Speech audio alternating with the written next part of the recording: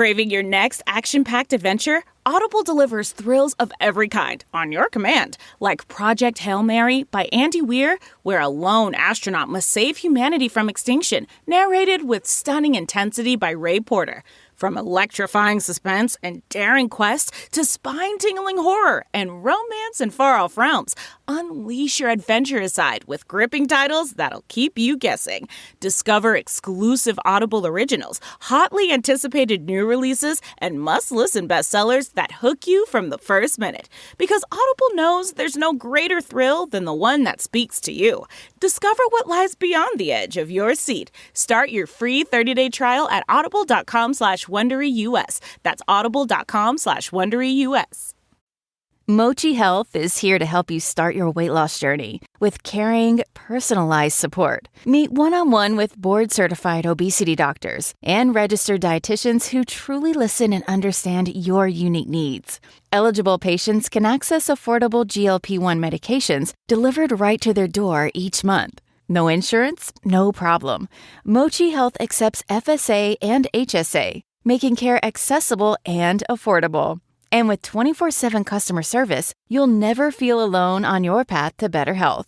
Get started with Mochi Health today. Take the free quiz at joinmochi.com and use code AUDIO40 at checkout for $40 off your first month of membership. That's joinmochi.com with promo code AUDIO40.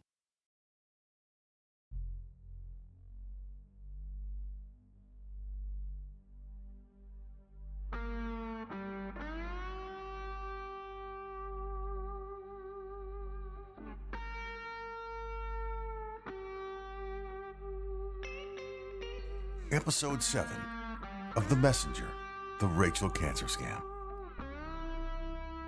Previously on The Messenger, we've come off a month of 2 explosive interviews.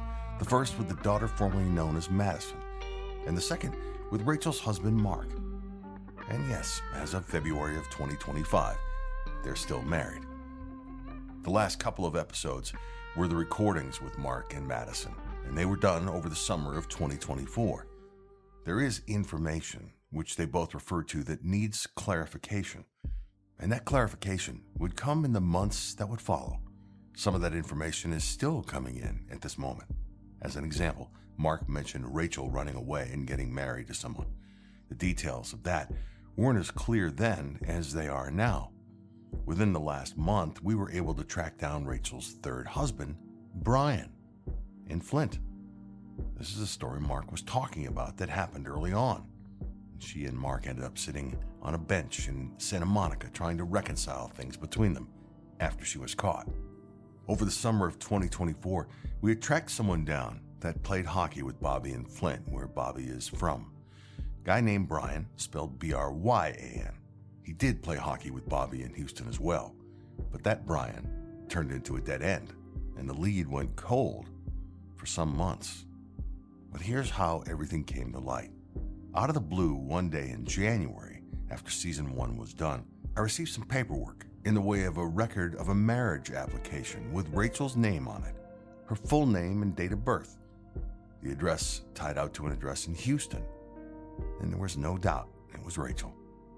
From there, we needed to get a stamped copy of that application and the marriage certificate, and we went to work, sent someone to the courthouse to Flint to get both documents.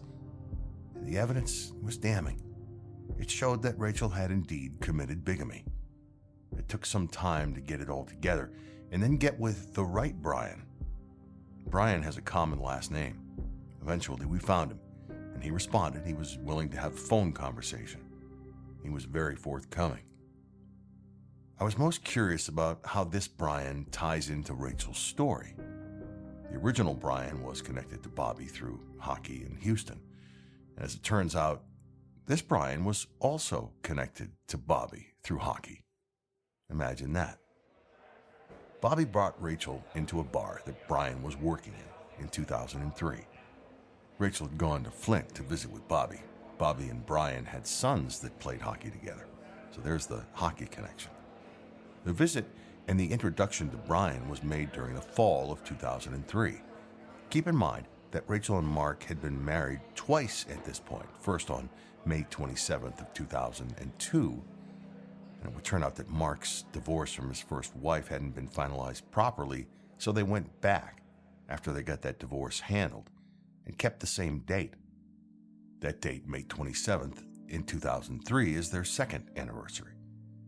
And roughly 4 months later, Rachel would take off for Flint to have her weekend with her side piece and boy crush, Bobby. Shortly after that visit, Bobby ended his relationship with Rachel. At the time, she and Mark were working at the Silver Rain, a strip club in L.A., and she would periodically disappear, as you heard Mark say. Rachel didn't take the breakup from Bobby very well. She grabbed the stripper girlfriend and headed back to Flint to see if she could strike up a little something with Brian. Perhaps an act of revenge, I'm guessing. She introduced her girlfriend to Brian as a realtor.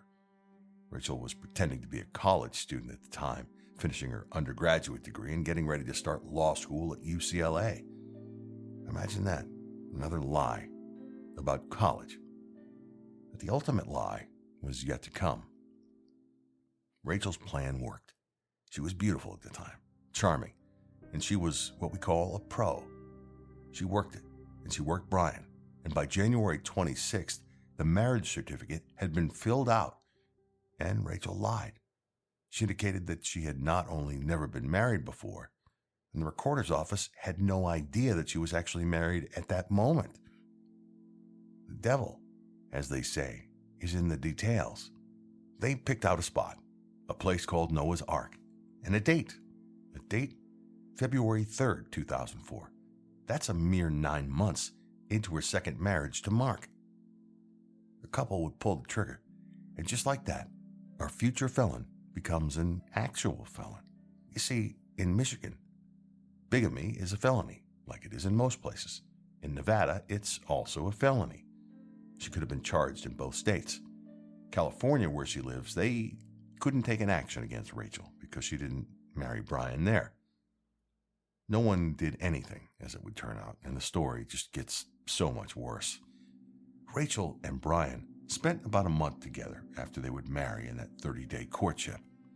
After that month, Rachel claimed that she had to head back to L.A. to start law school. Brian went to see her in L.A. a couple times. She parked Brian in a motel. She couldn't bring him to her house. No one there would have understood. And when I say no one, I mean Rachel's other husband, Mark. Another month went by after Brian headed back to Flint. Rachel had disappeared, and then she showed up out of the blue. And she confided in Brian that she'd been held hostage and repeatedly assaulted by her ex. Brian wanted nothing more than to protect his new wife. You're with me, you're safe. And at one point while she was there, her phone rang while she was in the shower, and Brian answered the call. It was a call from Mark. And a game of Who's This ensued. And that was followed by a short round of I'm her husband. And that game never has a winner in the history of play. When Rachel met Brian, she found a new Mark, so to speak. I guess the pun is intended. The situation with that marriage and with Brian would take years to unravel. Brian tried repeatedly and unsuccessfully to divorce Rachel, and she evaded him like a felon on the run. The couple would eventually divorce. I have a copy of the divorce documents, and they're court-stamped December 7th, 2007. That's 3 years. 3 years that she was married to Mark and Brian at the same time. There's another part of Rachel's act that you need to be made aware of. Rachel isn't just a liar. As it turns out, Rachel's also a thief. Rachel has a history of liberating money that's not hers for her own use. This is something that started just after high school, as it would turn out. Rachel painted herself as someone of exceptional intelligence, not just to me, but to others. A classic Rachel move, her post-high school career started right out of summer school, because of course she couldn't quite manage to graduate on time. She needed to attend summer school in order to graduate. She spun tales of academic grandeur to everyone, claiming she'd been accepted to Rice. Rice is in Houston, and Rachel grew up in that area, Beaumont, Mauriceville, not far away. She needed a way to get herself to Houston to work.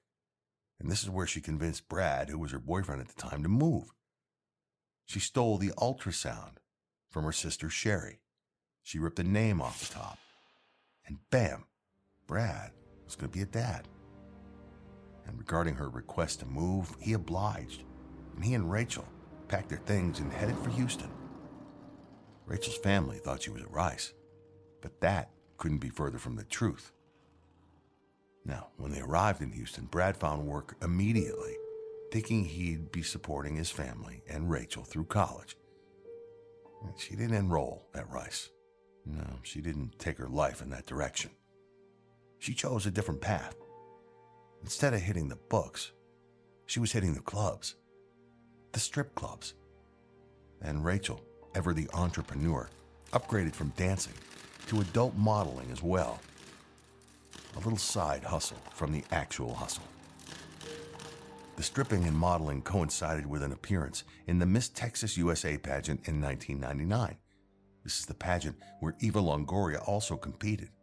A friend of mine found it on YouTube. It's there somewhere. I'm not sure, but I'd be willing to bet that the Miss Texas USA pageant may have a code of conduct that prohibits contestants from stripping and posing nude in men's magazines as well. But let me say that I have no issue with her dancing.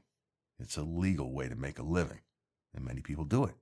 They do it as a way to supplement their income or just to make an income. The problem with stripping as it relates to Rachel is that it was a gateway to a career that was not okay. It was at this point that Rachel joined an agency after meeting a client at the strip joint that she was working in. And that client convinced Rachel and a girlfriend of hers by the name of Jermaine to become escorts, call girls, prostitutes. They call it the oldest profession, right?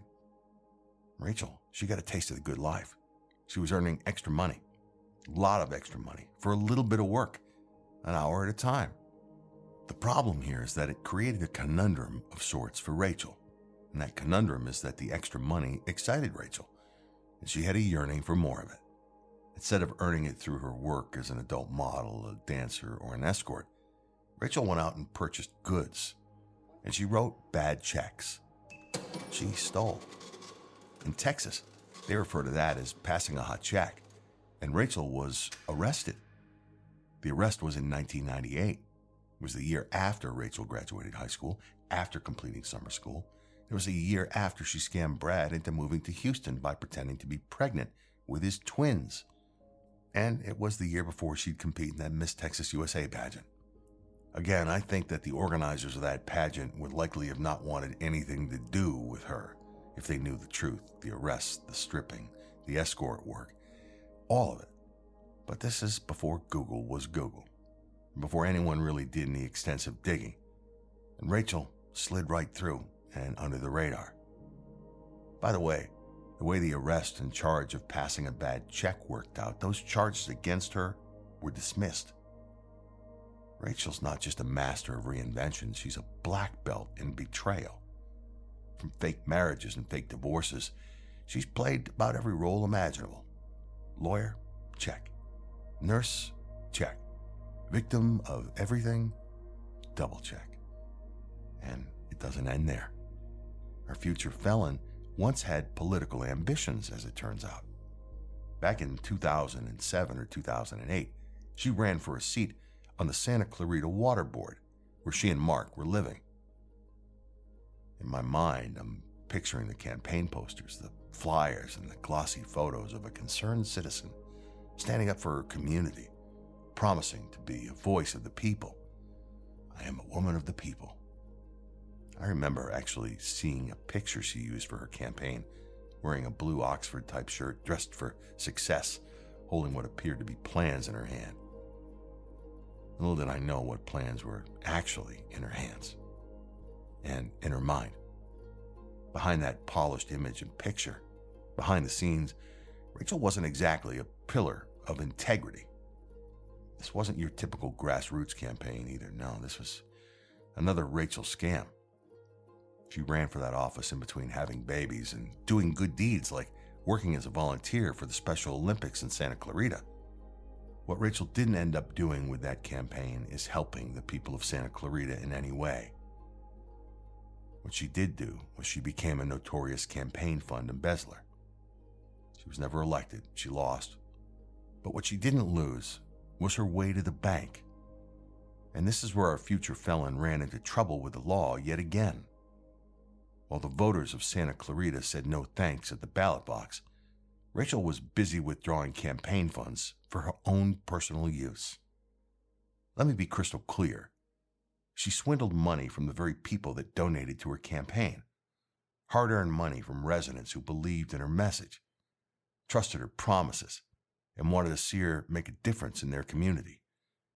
And instead of doing the right thing with that money, returning it, donating it to charity, or even just leaving it untouched, Rachel treated it like her own private piggy bank. This isn't speculation. There's documentation to prove it. According to a document I have in my possession, and I posted on our social media, Rachel still owes money to the city of Santa Clarita and to her campaign contributors. She never paid it back. And honestly, I doubt she ever will. Why would she? Accountability doesn't fit into Rachel's narrative anywhere. Running for public office isn't easy. It takes time, it takes money, and a lot of public scrutiny. Most people run because they want to make a difference. They want to serve their communities. But not Rachel. Rachel ran because she saw an opportunity to gain attention and power. And when that didn't work out, she saw another opportunity to steal money from the people who believed in her. And she did it without hesitation, without remorse, just as she always does. This is a pattern with Rachel. She takes on different personas. Law student, lawyer, nurse, pilot, cancer survivor, cancer warrior, and political candidate. All for one reason: to get what she wants. Rachel is, if nothing else, charming and believable. You want to believe her, and you want to believe in her. You want to like her. Those years of being in pageants and the grooming process along the way, finishing programs to polish her and everything that goes into it, she took all that knowledge, which could have helped her, but she used it for malevolent purposes. Not just with this embezzlement story, but way back in high school, a dozen years before this. She doesn't care about the truth because she thinks she can just talk things into existence. She doesn't care about the people she hurts. She only cares about Rachel. And when she gets caught, when the lies unravel and the truth comes out, she deflects. She blames others. She never takes accountability. And obviously to this day, she still owes the city of Santa Clarita that money because she doesn't clean up her messes. She just moves on to the next con. Get this, adults with financial literacy skills have 82% more wealth than those who don't. From swimming lessons to piano classes, us parents invest in so many things to enrich our kids' lives. But are we investing in their future financial success? With Greenlight, you can teach your kids financial literacy skills like earning, saving, and investing. And this investment costs less than that after-school treat. Start prioritizing their financial education and future today with a risk-free trial at greenlight.com/Wondery. greenlight.com/Wondery. The letter I have is from the Fair Political Practices Commission, showing that she still owes the money. That's from the fall of 2024.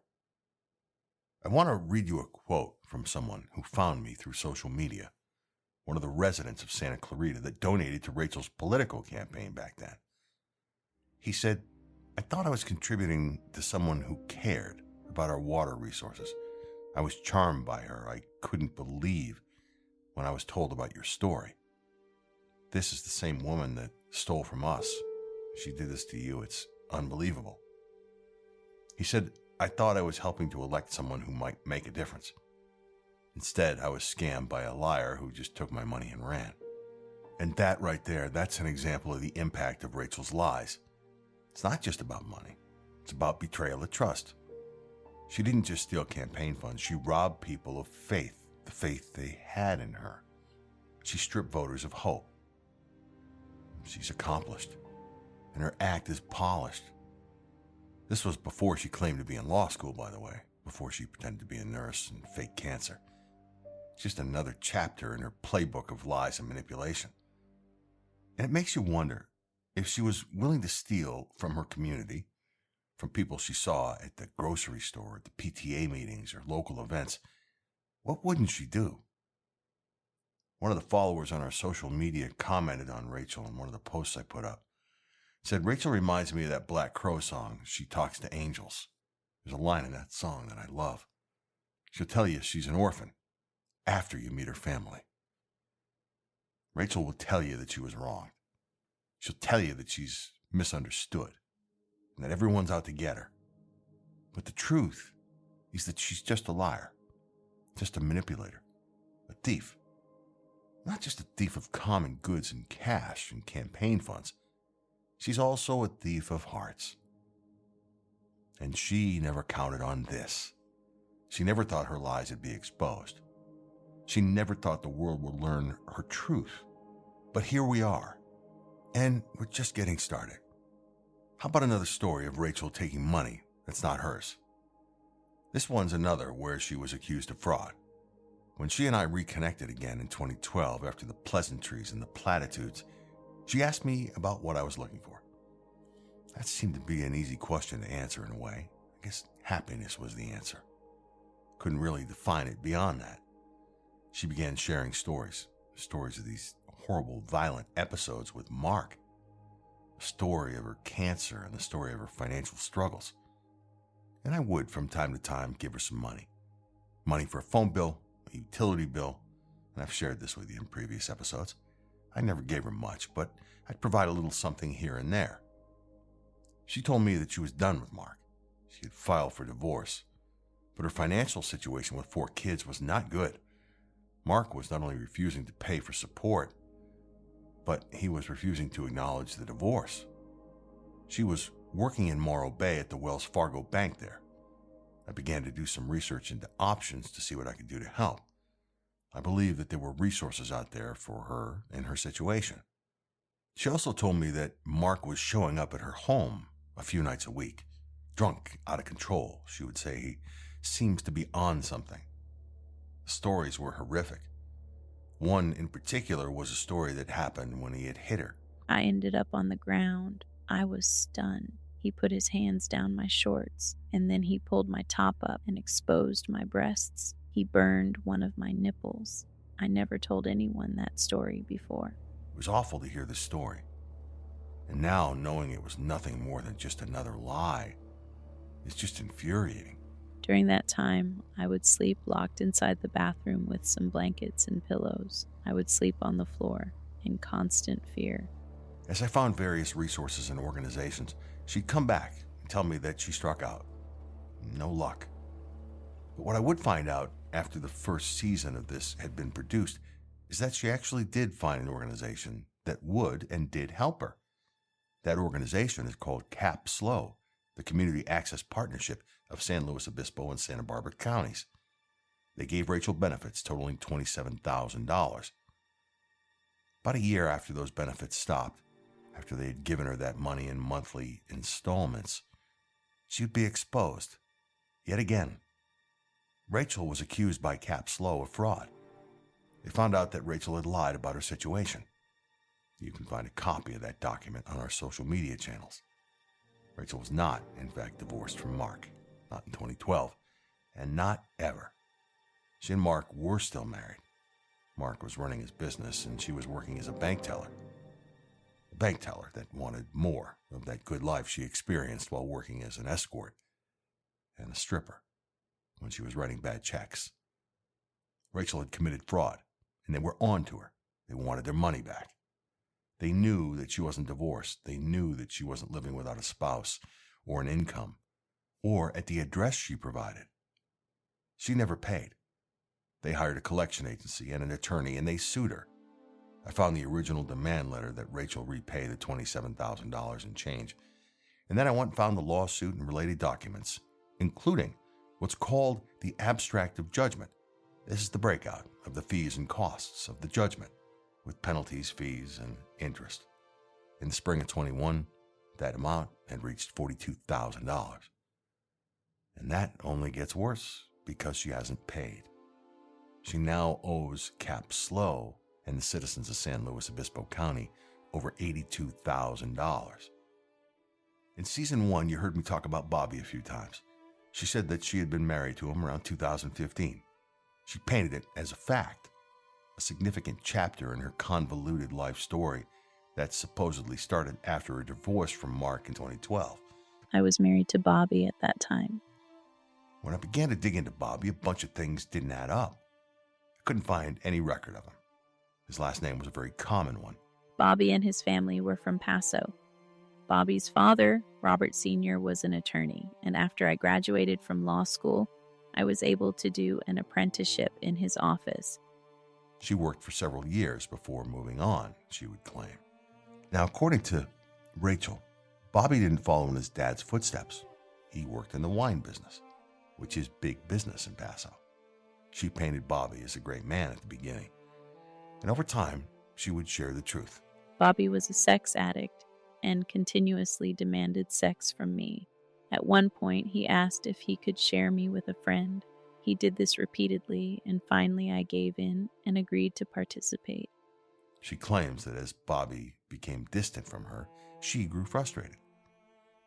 And the way she ended up closing out the Bobby chapter with me is she called me back in 2016, out of the blue. I got a call from a woman that claimed to be Bobby's girlfriend. She told me that she was pregnant with his child.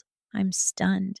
I need to find a new place to live immediately, and I'm going to file for divorce right away. Bobby had another family, a whole different life. Rachel claims she packed immediately and found a new place to live. This girlfriend and Bobby would apparently call Rachel repeatedly, demanding that she sign the divorce paperwork that Bobby sent after she moved out. He filed apparently immediately. This was a crushing blow to Rachel. She claimed to have had the worst luck with men. She told me over and over that every man she was with had cheated on her. She claimed they all did. Brad, Todd, Mark, and others. She made a big deal of this with me during my turn in the barrel with her. Every single man I have ever been with cheated on me. Every single one of them. Please don't make me that girl again, Harry. She didn't need to worry about that with me. It was actually her. It was her game. She was the cheater. This was her specialty. Her expertise was cheating on men and then pretending to be the victim. With Bobby in that story, she claims ultimately that Bobby's father exploded on Bobby. He was devastated that Bobby ruined his marriage to Rachel, and that he had not only cheated on Rachel, but he cheated on his entire family. Bobby's father is handling the divorce for me. He's furious with Bobby. I will get a settlement from Bobby's trust. Rachel would go on to continue to work for Robert Sr., and she continued to have a relationship with him and Bobby's mother, Rebecca. I want you to remember that name.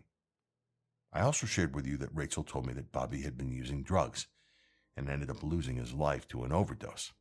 He's on your scorecards for those of you keeping them. So, at first glance, this fit into the narrative she was building with me over the years. But as with most things, when it comes to Rachel, the truth is not what it seemed.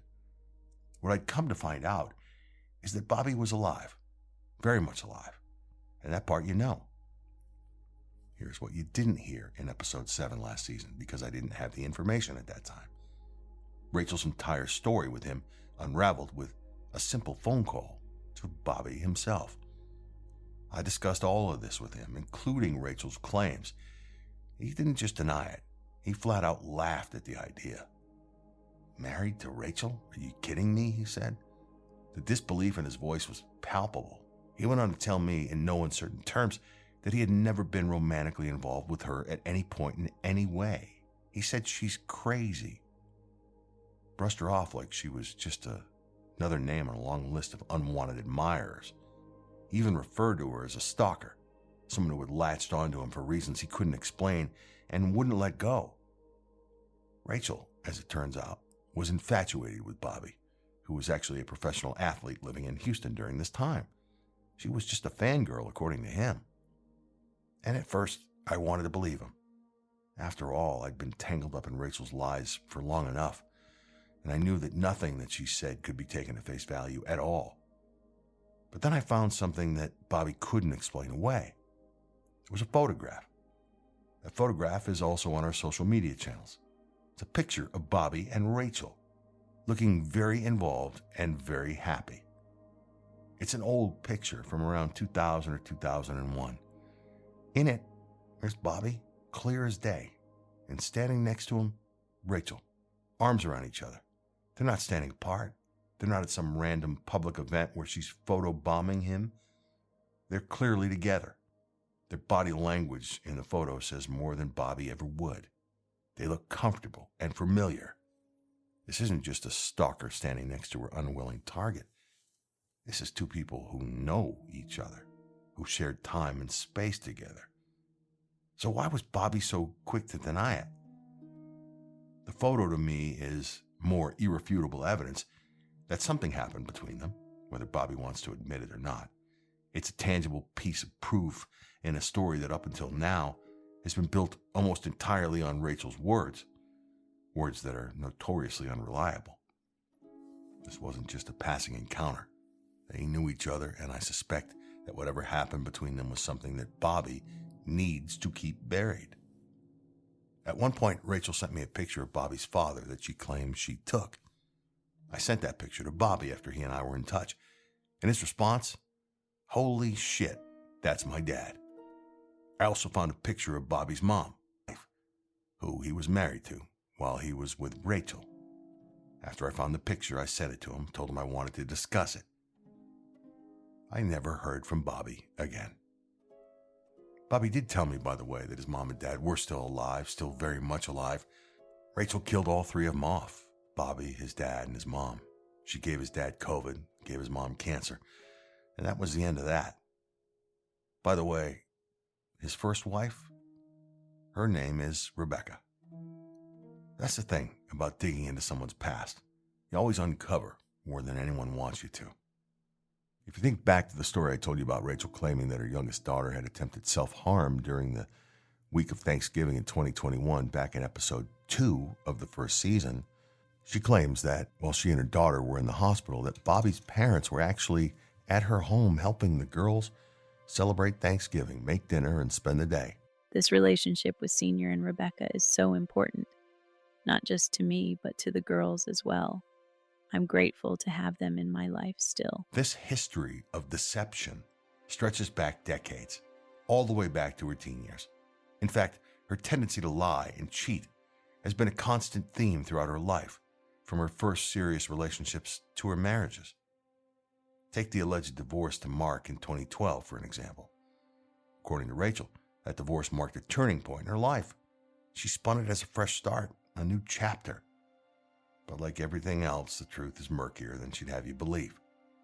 Mark's mother, Rachel's own mother-in-law, caught Rachel cheating in their home. And there were other whispers of infidelity, rumors that Rachel had cheated on Mark. And those whispers weren't new. They followed her around. The pattern was impossible to ignore. Cheating, lying, twisting the truth to fit whatever narrative served her best at the time. It's a habit that started early, and it never stopped. Even now, as I'm piecing this together, the fragments of her life, the lies keep coming in. It's a puzzle with so many pieces, many of them seeming to be missing at the moment. Still, I know they're here somewhere. They have to be in this big box of pieces. It's coming together. It's just slow and a lot of work. Rachel's web of deceit isn't just a footnote in this story. It's at the core of it. Every time I uncover a new lie, it brings me closer to the truth. The real question now is, what else is she hiding? And how far is she willing to go to keep those secrets buried? I know we're only scratching the surface.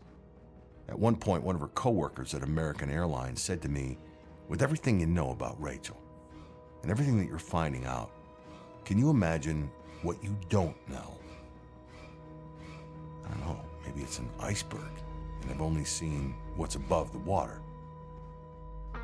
Coming up on the next episode of The Messenger, the Rachel cancer scam. It was always you.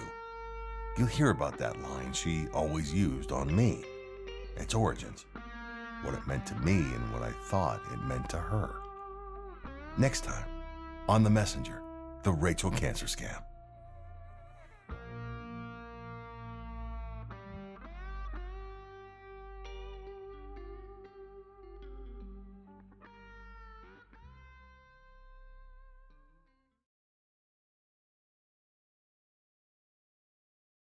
At Arizona State University, we're bringing world-class education from our globally acclaimed faculty to you. Ranked #1 in innovation for 10 consecutive years and #2 among public universities for employability.